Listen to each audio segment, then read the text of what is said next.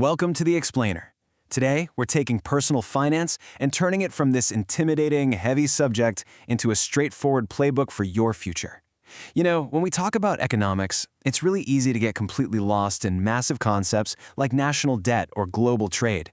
But right now, we're bringing it right back home to the decisions you make every single day. All right, let's just jump right into the roadmap for today. We're hitting 5 main areas. First, the basics of spending. Second, budgeting and giving back. Third, saving and investing money. Fourth, navigating the credit world. And finally, number 5, the real cost of debt. We're basically covering everything from the cash in your pocket right now to the massive purchases you might make decades down the line. Section 1. The basics of spending. We really have to start with the immediate, tangible reality of what comes in, your income, and what goes out, your expenses. And keep in mind, income isn't just a regular paycheck. It could be an allowance, cash from a side gig, a gift, or even earnings from an investment. Basically, if it's money coming in, it's income. So here's the ultimate challenge we all face. Ask yourself, how do you actually plan to balance your endless desires for things like a new smartphone, video games, or concert tickets against a money supply that is definitely not endless? I mean, it's incredibly easy to just spend money to satisfy every single want, but if you do that, you're going to run out of capital very, very quickly. That's where a budget comes in. Don't think of it as a restriction. Think of it as your ultimate financial game plan. The golden rule here is pretty simple. Your expenses should literally never outpace your income.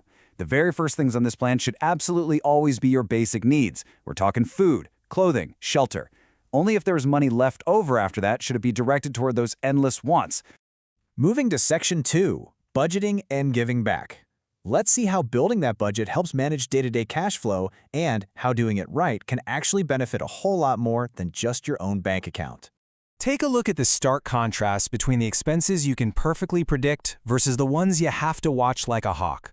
Fixed expenses are kind of your anchor, right? You know exactly what that car payment or rent is going to be every month. But variable expenses, like your grocery bill, those can easily sneak up on you.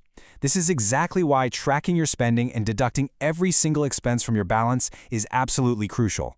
Because think about it, if you aren't tracking those variable costs, you might accidentally write a bounced check, and that triggers an overdraft. Next thing you know, you're hit with a painful $50 penalty in bank and vendor fees. To put that into perspective, if you're making $10 an hour, you'd literally have to work more than 5 full hours just to pay off the fees for one single mistake. That is a massive waste of your valuable time and effort. But hey, budgeting isn't only about dodging fees. It also frees you up to practice philanthropy, which, believe it or not, studies show can actually improve your physical health and reduce stress. When your finances are dialed in, you have the bandwidth to give to organizations like the Red Cross, the United Way, or local nonprofits. You help your community out, you get an income tax deduction, and honestly, you just feel happier. It's a total win-win scenario that's really only possible when you've got a solid budget in place. Section 3. Saving and investing money. Now that we've got the present handled, let's pivot to the future and look at how the money you keep can actually make you more money. This is where personal finance gets really exciting. The absolute first step here is building a safety net. You need to protect yourself from those wild, unexpected surprises, like losing a job or a sudden massive car repair. Before you buy a new car, before you even start saving for a house, you need this buffer. This isn't the money that's going to make you rich, it's the money that's going to keep you safe. When it comes to investing, think of it like climbing a ladder. You're stepping up from the ultra-safe FDIC-insured bank accounts all the way up to the high-risk, high-reward world of the stock market. Savings accounts pay just a little interest for safe everyday storage. Certificates of deposit, or CDs, they'll give you a higher interest rate, but you've got to leave that money alone for a set amount of time. Then we move into financial investments. Bonds are literally just you loaning your money, maybe to a city for a new school or to the federal government, and they pay you back with interest. Now, if you want a piece of a corporation, you buy stocks. But remember, if that company goes under, you could lose everything. That's exactly why mutual funds are so clever. They pull money from a bunch of investors to buy a wide variety of stocks and bonds. That spreads out the risk, so one failing company doesn't completely wipe you out. Section 4. Navigating the credit world. This is where we tackle the highest stakes topic in personal finance, how we borrow money for the really big things in life. Credit is absolutely essential to the modern economy, but man, it requires some serious discipline. Credit cards obviously make everyday purchases a breeze, but there's a huge catch. Making only the minimum monthly payment can lead to massive interest charges and, frankly, potential financial ruin. Just think about it for a second. If you only pay the minimum, your total debt just keeps rising, even if you entirely stop buying things. Over a long enough timeline, you could easily end up paying way more in interest than the item originally cost. That's why it is always, always best to just pay the entire balance when the bill arrives. Which brings us to Section 5, the real cost of debt. Let's look at what borrowing actually costs you over time.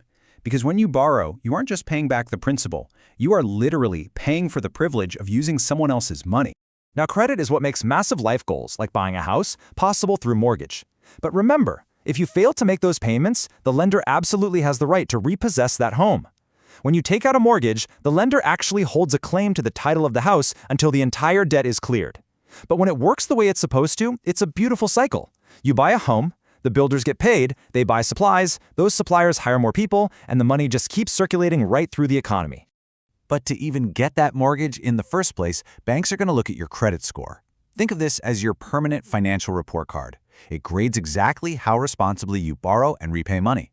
Making your payments on time and not borrowing more than you can handle, that builds a strong credit history. If your score is poor, you could be denied a loan entirely, or you're going to be hit with a much higher interest rate. Even insurance companies and potential employers look at this score to judge how responsible you are. Let's put some actual numbers to this. Imagine buying a median-priced home in Georgia for $152,000. With a high credit score, your interest rate sits nicely at 3.50%. But if your score drops, that rate jumps to 4.50%. Now, a single percentage point might not sound like much, but it raises your monthly payment from $693 to $781. That's an extra $90 a month. Over a 30-year loan, the total cost difference is absolutely staggering. That is over $31,000 you were paying straight to the bank, simply because you didn't manage your credit history properly. As we wrap up this explainer, I want you to really look at your own money habits. Ask yourself, are you setting yourself up to pay massive fees, or are you positioning yourself to reap massive rewards? Because every single dollar you spend, save, or borrow today is literally writing the script for your financial future. So what's it going to be? Will your money control you, or are you going to take this playbook and finally take control of your money? The choice is entirely yours.